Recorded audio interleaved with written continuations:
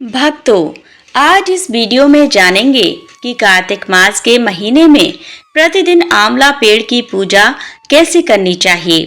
आंवला के पेड़ के पास दीपदान कार्तिक मास में कैसे करें।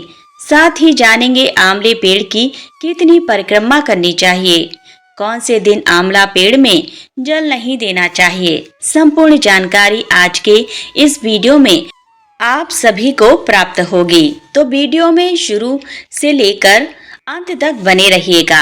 वीडियो शुरू करने से पहले एक बार कमेंट बॉक्स में जय श्री हरि विष्णु जरूर लिखें।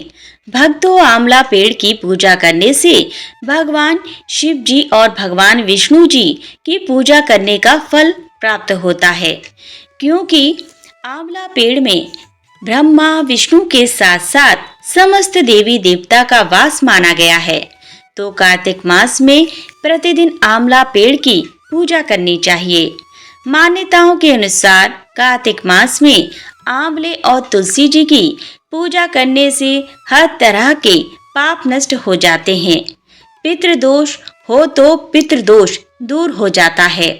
जैसे जिसके मन में कामना है, उस कामना को लेकर यदि आंवले का दीप दान किया जाता है तो हर प्रकार की कामना भी पूर्ण हो जाती है।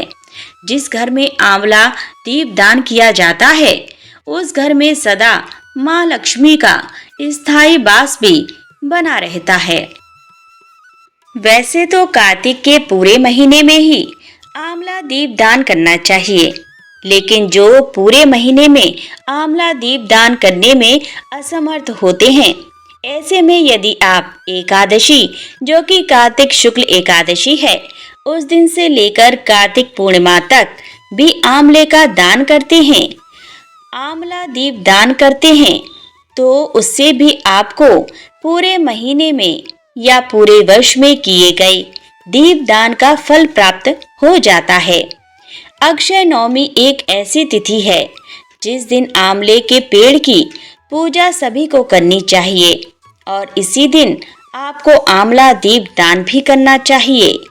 वैसे तो आप अक्षय नवमी के अलावा, जिसे हम आंवला नवमी भी कहते हैं, इस मास में आने वाली जो भी मुख्य तिथियां हैं, जैसे कि एकादशी, बैकुंठ चतुर्दशी, पूर्णिमा, अमावस्या, गोपाष्टमी या जो भी दिन भगवान श्री विष्णु से जुड़े हुए हैं, उन दिनों में भी आप आंवला दीपदान करके पुण्य की प्राप्ति कर सकते हैं। अक्षय नवमी के दिन तो हर किसी को आंवले के पेड़ का पूजन करना ही चाहिए। तो चलिए भक्तों, अब जान लेते हैं कि कार्तिक मास में प्रतिदिन आंवला पेड़ की पूजा कैसे करें। तो देखिए, कार्तिक मास में वैसे भी ब्रह्म मुहूर्त में उठकर ही पूजा करनी चाहिए। तो हम जितना जल्दी सुबह उठने के पूजा पाठ करते हैं, वह हमारे लिए उतना ही फायदेमंद होता है। आप लोग को कार्तिक मास में सुबह 4 बजे से 5 बजे के बीच उठकर स्नान कर लेना चाहिए। उसके बाद आंवला पेड़ अगर आपके घर के आसपास है तो वहां चले जाइए, या फिर आप अपने घर के गमले में भी आंवला पेड़ लगा करके और सरल तरीके से प्रतिदिन पूजा कर सकते हैं। आंवला पेड़ की पूजा बिल्कुल सरल तरीके से की जाती है। तो सबसे पहले आंवला पेड़ में कच्चा दूध चढ़ाना चाहिए। कच्चा दूध चढ़ाने के बाद आंवला पेड़ में गंगा जल मिश्रित जल चढ़ाना चाहिए और उसके बाद आंवला पेड़ में, जैसे कि आप सफेद हो या पीला कलावा वस्त्र कलावा देना चाहिए और उसके बाद आंवला पेड़ के नीचे पुष्प चढ़ाने चाहिए। तो दोस्तों, अगर आंवला का पेड़ की पूजा कर रहे हैं तो पेड़ में आप स्वास्तिक भी बना सकते हैं, लेकिन यह पौधा है तो इसमें स्वास्तिक नहीं बन सकता। लेकिन अगर पेड़ है तो उसमें आप स्वास्तिक बना करके पूजा कर सकते हैं। और आंवला पेड़ के नीचे पूजा शुरू करने से पहले साफ सफाई करके ही पूजा करनी चाहिए। उसके बाद पेड़ में टीका लगाना चाहिए। उसके बाद हल्दी का टीका लगाना चाहिए। आंवला पेड़ में हल्दी लगाना बहुत ही शुभ माना जाता है। तो हल्दी के बाद अक्षत चढ़ाना चाहिए। उसके बाद में मिष्ठान भोग लगाना चाहिए। तो मिष्ठान आपके पास जो भी मिठाई हो, मिष्ठान का भोग लगा सकते हैं। और उसके बाद मिष्ठान का भोग लगाने के बाद थोड़ी सी जल चढ़ा देना चाहिए। और उसके बाद लास्ट में आरती गानी चाहिए और धूप भी दिखानी चाहिए। लास्ट में आरती करनी चाहिए और भगवान से अपनी पूजा में की गई गलतियों के लिए क्षमा याचना मांगनी चाहिए। और भक्तों, सबसे लास्ट में आंवले पेड़ की परिक्रमा करनी चाहिए।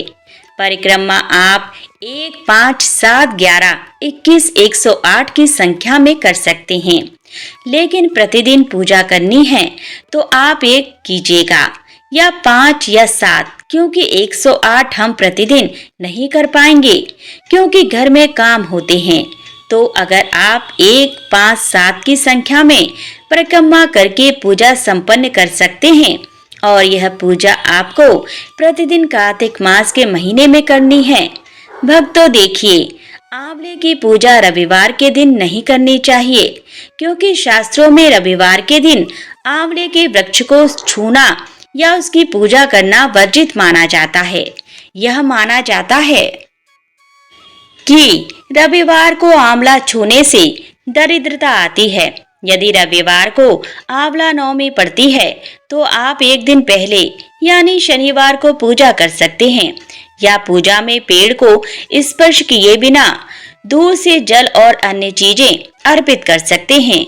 शास्त्रोक्त मान्यता के अनुसार रविवार को आंवले के वृक्ष की पूजा नहीं की जाती। आंवला नवमी के दिन भी कुछ परंपराओं में आंवले के प्रयोग से मना किया गया है। इस दिन भी आंवले का प्रयोग वर्जित है। सप्तमी के दिन भी आंवले का प्रयोग न करने की सलाह दी जाती है।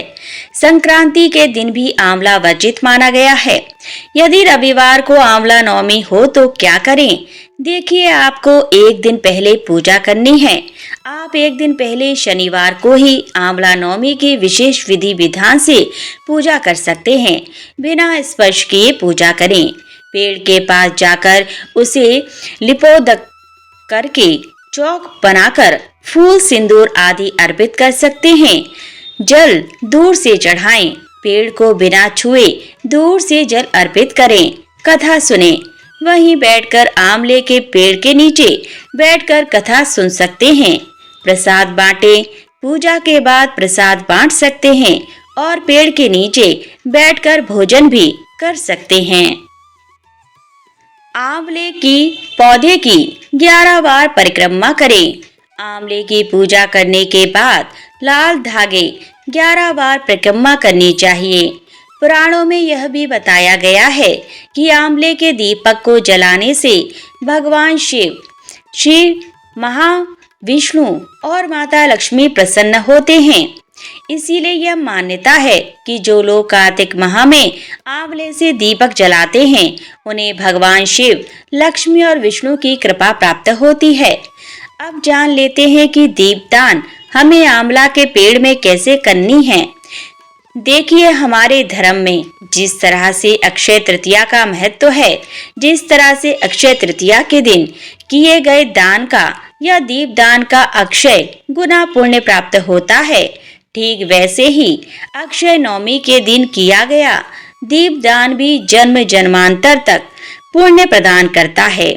आज के दिन आप सुबह स्नान आदि से निवृत्त होकर आंवले के पेड़ की पूजा करें।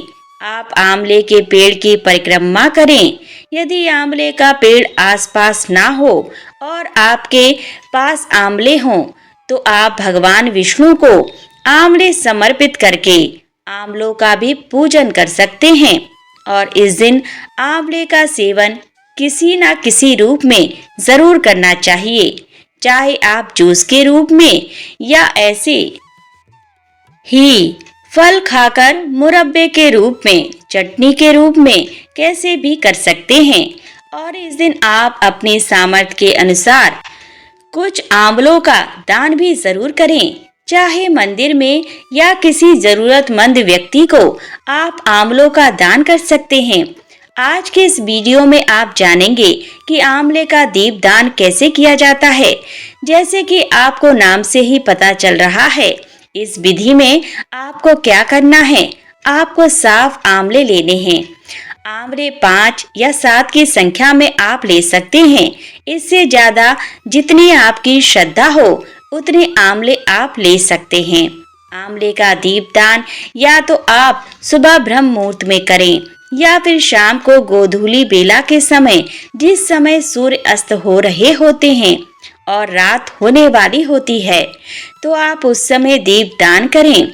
जिसके लिए आप साफ आंवले लेकर उन्हें पहले अच्छे से धो लें, साफ कपड़े से पोंछ लें। फिर मंदिर में या आसपास जहां भी आप पूजा करने वाले हैं, आंवले के पेड़ के नीचे वहां पर ले जाकर इन आंवलों का आपको पहले पूजन करना होता है। सभी आंवलों पर आप रोली चंदन लगाइए, अक्षत अर्पित करें।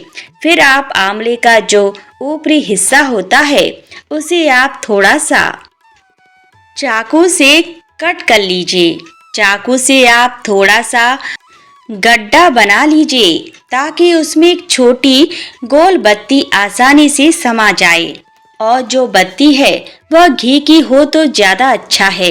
घी की ना हो तो आप तिल के तेल का प्रयोग भी कर सकते हैं। आंवले छोटे और गोल होते हैं। कई बार वह जमीन पर या चौकी पर, जहां पर भी आप स्थापित कर रहे हैं, जहां पर भी आप दीपदान करने वाले हैं, वहां पर अगर वह ठीक से टिक ना पाए तो आप मिट्टी के दीपक का प्रयोग भी कर सकते हैं।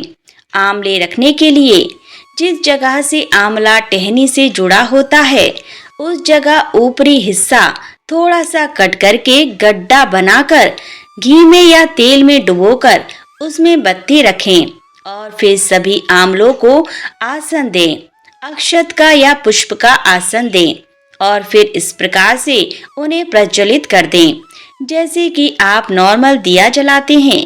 सभी बत्तियों को जलाने के बाद आप हाथ जोड़कर सबसे पहले गणपति भगवान का, फिर श्री हरि विष्णु भगवान का और माँ लक्ष्मी जी का ध्यान करें। अगर आप आंवले का दीपदान अपने घर में ही कर रहे हैं, आपके घर में ही आंवले का पौधा है, तो बहुत अच्छी बात है। एक आंवला आप जलाकर दीपदान करके अपने मंदिर में रखें और आप बाकी आंवले जो आंवले का पौधा है वहां पर रखें। इसके अलावा जो भी आपके घर में पवित्र पौधे हैं, जैसे तुलसी जी हो या आपके आसपास शमी का पौधा हो या आसपास कोई बट वृक्ष हो, पीपल का वृक्ष हो, वहां पर जाकर भी आप आंवले के पेड़ के अलावा दीपदान कर सकते हैं। एक दीपक आप अपने पितरों के नाम से आज के दिन जरूर जलाएं ताकि पितरों का भी उद्धार हो सके। जब पितर कष्ट में होते हैं या अपने कर्मों के कारण नरक में होते हैं, तो ऐसे में यदि पूर्वज या परिवारजन उनका अंतिम संस्कार विधिवत ना करें या अमावस तिथि को या हर बार श्राद्ध पक्ष में उनका विधिवत श्राद्ध ना करें या फिर उन्हें तिलांजलि ना दें या उनके नाम की पूजा ना करवाएं, उनके नाम का भोग ना निकालें, तो ऐसे में घर में भारी कलह क्लेश होता है और पितृदोष लग जाता है। इसी पितृदोष से बचने के लिए आपको आंवला नवमी के दिन अपने पितरों के नाम से एक आंवले का दीपदान कम से कम जरूर करना चाहिए। बाद में यह जो आंवले हैं जो आपने बत्ती बनाकर लगाए हुए हैं, उन आंवलों को आपको पानी में विसर्जन कर देना चाहिए। आप थोड़े से आंवले मंदिर में भी जरूर चढ़ाएं, जिन्हें आप प्रसाद रूप में परिवारजनों में बांटकर खुद भी ग्रहण करें। वैसे तो बहुत से लोग आंवला नवमी के दिन उपवास भी रखते हैं। दिन भर उपवास रखने के बाद शाम को इन्हीं आंवलों को प्रसाद रूप में ग्रहण करके अपना उपवास खोलते हैं। अगर आप भी उपवास रखना चाहते हो तो आप भी इसी विधि से उपवास खोल सकते हैं। आंवले का दान आप जरूर करें। शाम की पूजा में जितने आंवलों का आप दान करना चाहते हो उतने ही आंवले चौकी पर रखें, उनका पूजन करें और उसके बाद माथे पर लगाकर हाथ जोड़कर प्रणाम करें और प्रार्थना करें कि आपके द्वारा किए गए आंवलों का अपार पुण्य आप और आपके परिवारजनों सहित आपके पितरों को सदा मिलता रहे। फिर किसी योग्य व्यक्ति को इन आंवलों का दान कर देना चाहिए। आज के दिन आप अपने घर में आंवले का पौधा लगा सकते हैं। अपने घर के अलावा सार्वजनिक जगह पर किसी मंदिर में, पार्क आदि में भी आंवले का पौधा लगाना बहुत ही शुभ फलदायी होता है। उम्मीद है आज की यह जानकारी आपको पसंद आई होगी। वीडियो अगर अच्छी लगी हो तो लाइक जरूर कीजिए। प्रिय श्रोताओं, आज की यह वीडियो तो यहीं संपन्न होती है। तो फिर मिलते हैं नई जानकारी के साथ अगली वीडियो लेकर। तब तक के लिए नमस्कार।